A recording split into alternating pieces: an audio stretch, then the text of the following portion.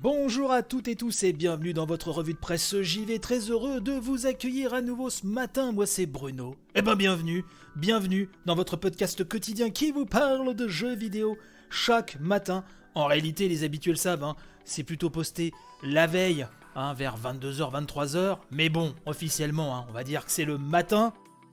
Il y a deux actualités que j'ai retenues aujourd'hui, dont la première concerne un jeu vraiment que j'ai pu commencer là tout récemment, mais j'ai hâte d'avoir plus de temps pour m'y consacrer plus amplement. C'est 13 Sentinels. D'ailleurs, j'en profite pour passer un coucou affectueux à Lina Nounette, que je remercie à nouveau grandement. Oui, le jeu de VanillaWare, 13 Sentinels, qui était sorti donc l'année dernière, absolument sublime, sorte de visual novel à la narration explosée et qui a la réputation vraiment de dérouler un récit assez marquant.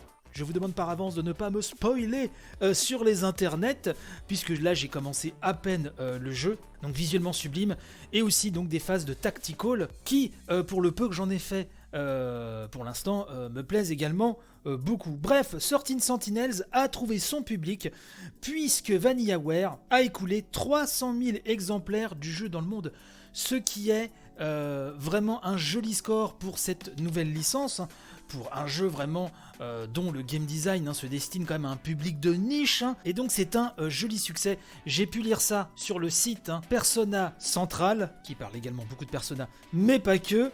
Les productions VanillaWare y sont également représentées, donc un joli score pour ce jeu qui était sorti en septembre dernier, et donc VanillaWare et son éditeur Atlus sont satisfaits, puisqu'au Japon le jeu avait déjà dépassé les 100 000 exemplaires, mais avec des traductions dans d'autres pays d'Asie et la version occidentale, tous les exemplaires, toutes les unités écoulées, tout ça cumulé nous fait donc 300 000 exemplaires à peu près, et donc on félicite à nouveau Atlus et VanillaWare pour cela. Alors bien évidemment, comme je vous le disais, moi je n'ai fait que commencer le jeu, les retours étaient quand même assez dithyrambiques, et je pressens, pour le peu que j'en ai fait, j'aurai le temps de m'y investir beaucoup plus quand j'aurai fini mon bouquin, je pressens vraiment quelque chose d'énorme, et voilà, j'ai hâte de m'y plonger plus amplement. Et on va rester au Japon, on va parler de Katsuhiro Harada, l'homme derrière Tekken, mais pas que, puisque depuis 2019,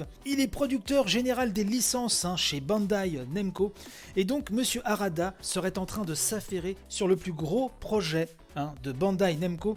J'ai pu lire ça sur Gameblog, qui nous apprend que c'est lors d'un événement en direct organisé par le studio CyberConnect 2 que Monsieur Harada s'est laissé aller à quelques confidences. Il a notamment déclaré, je cite, « J'occupe désormais un poste de responsable et je dois maintenant gérer ce tout nouveau projet en développement. En toute honnêteté, je pense qu'il s'agit du projet le plus coûteux de l'histoire de Bandai Namco. C'est même incroyable que mes supérieurs aient validé cette décision. Nous avons donc désormais obtenu la validation, mais à cause du coronavirus, nous n'avons pas encore pu débuter correctement. » Un peu plus loin, il nous dit « Je ne travaille pas sur un nouveau jeu de combat. Je pense que jamais je ne le ferai sur un autre titre qu'un Tekken. Mais je ne dirai pas de quoi il s'agit, pour l'instant. » Donc, il ne s'agit pas d'un jeu de combat. Kezako, la question qu'on se pose, on va suivre ça de très près. Voilà en tout cas les deux news que je voulais vous apporter ce matin sur un plateau d'argent. J'espère que cette édition vous a plu. N'oubliez pas, la grande revue de presse JV sur nos GOTY est toujours en ligne sur ce même flux, ainsi que le Family Pack, l'émission familiale où avec ma femme et mon fils on vous donne nos jeux préférés de l'année également. N'hésitez pas à partager, le compte Twitter de l'émission est toujours là, bien sûr, @revue de presse JV tout collé. J'y passe très souvent, très régulièrement, donc n'hésitez pas. Ce sera un plaisir de tailler le bout de gras avec vous, et également sur notre bon Discord où la communauté est si belle et si accueillante. Tous les liens sont dans la description de l'émission comme d'habitude. Je vous souhaite panache et robustesse pour la journée et je vous dis donc à demain pour de nouvelles aventures. Allez, bye bye.